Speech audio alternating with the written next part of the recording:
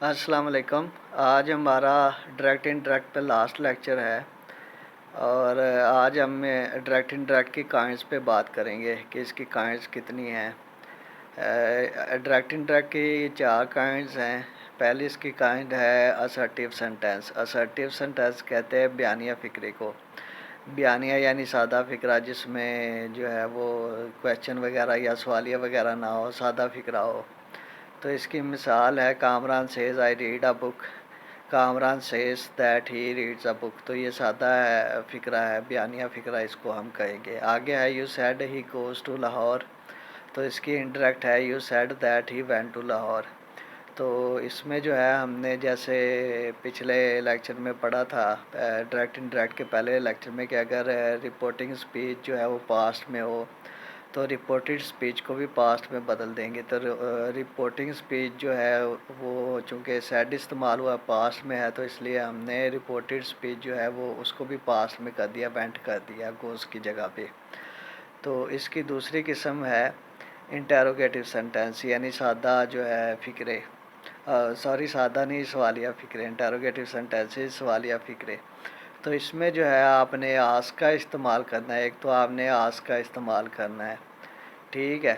जैसे इधर हम सेड वगैरह का इस्तेमाल करते हैं, से का इस्तेमाल करते हैं, टेल का इस्तेमाल करते हैं, टोल का इस्तेमाल करते हैं। तो यहाँ पे आस्क का इस्तेमाल करना है आपने। दूसरा जो है सवालिया फ़िक्रे में कभी भी आपने दैट का इस्तेमाल नहीं करना। सवालिया फ़िक्रे में कभी भी आपने दैट का इस्तेमाल नहीं करना, ठीक है। When the interrogative sentence starts with the helping verb use if और वेदर। जब सवालिया फ़िक्रा जो है ये हेल्पिंग वर्ब से स्टार्ट हो रहा तो आपने इफ़ या वेदर का इस्तेमाल करना है।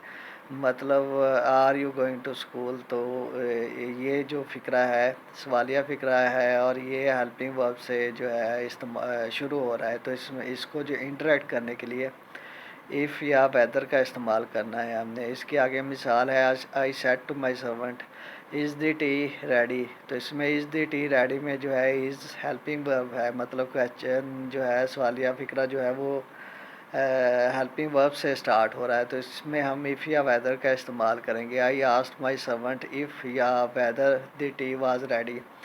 मतलब ये आपने दोनों नहीं लिख देने, इफ़ या वेदर है। ये या आपने इफ़ लिखना है या वेदर लिखना है। आई asked my servant if the tea was ready, या आपने ये लिख देना है कि आई asked my servant weather the tea was ready, ठीक है। तो वाज बिल्कुल उसी असूल के मुताबिक है जो हमने पढ़ा था कि अगर रिपोर्टिंग स्पीच जो है वो पास्ट में हो तो रिपोर्टेड स्पीच भी पास्ट में होगा। तो सेड आया तो इसको हमने वाज कर दिया, ठीक है। आगे आ गया when interrogative sentence starts with when, why, where, how, who, what, which, etcetera. तो फिर हमने उसमें मतलब चेंज नहीं करनी, इफ़ वगैरह नहीं लगाना। फिर यही वर्ड जो है हम लगा के जो है उसको इनडायरेक्ट में जो है वो बदलेंगे। मतलब व्हेन, बाय, वेयर वगैरह ही लगा के उसको इनडायरेक्ट में जो है वो बदलेंगे। इसकी मिसाल नीचे है the police man said to the beggar what are you doing here, ठीक है। तो उसकी इंटरेक्ट होगी the police man asked the beggar, ठीक है। The police man asked the beggar what he was doing there, ठीक है। तो उसमें जो है हमने वाट आया था ऊपर तो हमने वाट ही उसको रहने दिया, ठीक है। चूँकि ये हेल्पिंग वर्ब से नहीं शुरू हो रहा था तो इसलिए हमने इसको वाट ही इधर रहने दिया, ठीक है। बाकी जो है हमने हेयर की जगह पे देर इस्तेमाल किया। तो अगर आपने डायरेक्ट इंटरेक्ट पे मेरा पहला लेक्चर सुना है तो मैंने आपको वहाँ पे बताए थे, एक लिस्ट दी थी मैंने कुछ लफ्ज़ों की, और मैंने बताया था कि उसको आपने अगर पहला हिस्सा जो है डायरेक्ट का अगर रिपोर्टिंग स्पीच जो है वो अगर पास्ट में हो तो अगले अल्फाज जो हैं वो आपने कैसे तब्दील करने हैं। तो हेयर को हमने देर में तब्दील कर दिया। The police man said to the beggar what are you doing here, तो उसको हमने कर दिया the police man asked the beggar what he was doing there, ठीक है। उसके बाद आ गया जी difference between direct question and indirect question. तो ये डिफरेंस जो है ये आपको अच्छी तरह से मालूम होना चाहिए। डायरेक्ट क्वेश्चन और इंटरेक्ट क्वेश्चन में थोड़ा सा फ़र्क होता है। ये जो डायरेक्ट इंटरेक्ट में जो ये क्वेश्चन होते हैं ना, इनको हमने इंटरेक्ट क्वेश्चन में लिखना होता है जब हम इनके इंटरेक्ट इसको करते हैं।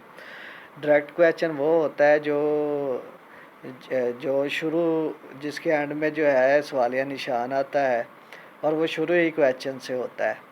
इनडायरेक्ट क्वेश्चन वो होता है जिसमें पहले जुमला वैसे लिखा होता है हमने एक हिस्सा, और अगले हिस्से में क्वेश्चन पूछा जाता है, उसको इनडायरेक्ट क्वेश्चन कहते हैं। Are you going to school, ये डायरेक्ट क्वेश्चन है। व्हेन आर यू कमिंग, ये भी डायरेक्ट क्वेश्चन है। इनके एंड में जो है हम सवालिया निशान लगाते हैं, ठीक है। लेकिन इंटरेक्ट क्वेश्चन इस किस्म का होता है, मतलब my teacher asked if I was going to school, तो ये जो है इंटरेक्ट जो है क्वेश्चन है, इसके एंड में सवालिया निशान नहीं होता और ये सादा फ़िक्रे की तरह ही लिखा जाता है। मतलब जो है इसमें जो है ना वो ये सादा फ़िक्रे का ही तर्ज इसमें इस्तेमाल किया जाता है। आगे my teacher asked when I was going to school, ये भी इंटरेक्ट क्वेश्चन की एक मिसाल है। तो आपने इसमें जो है ना परेशान नहीं होना। ये चीज़ें बाज़ लोगों के लिए नई नई हैं, तो वो समझते हैं कि उनको समझ नहीं आती इनकी, और वो ये समझते हैं कि उनको इनकी कभी समझ आएगी भी नहीं, और वो बीच में छोड़ देते हैं इसको। तो हमने जब ग्रामर सीखनी शुरू की थी तो हमारे साथ भी ऐसा ही मसला होता था। हम कहते थे कि ये बहुत मुश्किल है, इसकी कभी भी समझ नहीं आएगी। लेकिन जब बार बार बंदा करता रहता है तो ये चीज़ें जो है ना सिर्फ आपको इनकी समझ आ जाती है, बल्कि आपको इन पे कमांड हासिल हो जाती है। तो ये आपने घबराना नहीं है इसको लेकर, डायरेक्ट क्वेश्चन को और इनडायरेक्ट क्वेश्चन को, इसको हम इन डिटेल अलग लेक्चर बना के भी इस पे करेंगे। तो आपने बस ये ख्याल करना है कि डायरेक्ट क्वेश्चन जो है इसमें हेल्पिंग वर्ब वगैरह जो है वो शुरू में आता है, इन्वर्शन होती है, डायरेक्ट इसमें इन्वर्शन होती है और ये शुरू ही क्वेश्चन से होता है, ठीक है। जबकि इंटरेक्ट क्वेश्चन है जो है वो जुमला पहले सादा जुमला होता है, उसमें आगे जाके क्वेश्चन पूछा जाता है। जैसे इसमें है माई टीचर आस्क्ड, ये एक जुमला है। माई टीचर आस्क्ड ये एक जुमला है, उसके आगे उसने क्वेश्चन पूछा if I was going to school, ठीक है। तो इसको कहते हैं इंटरेक्ट क्वेश्चन। आगे जो है तीसरा जो है किस्म डायरेक्ट इंटरेक्ट की, उसमें है इम्पेरेटिव सेंटेंस। इम्पेरेटिव सेंटेंस कहते हैं हुक्मिया फ़िक्रे को, जिनमें कोई हुक्म वगैरह दिया जाता है, ठीक है।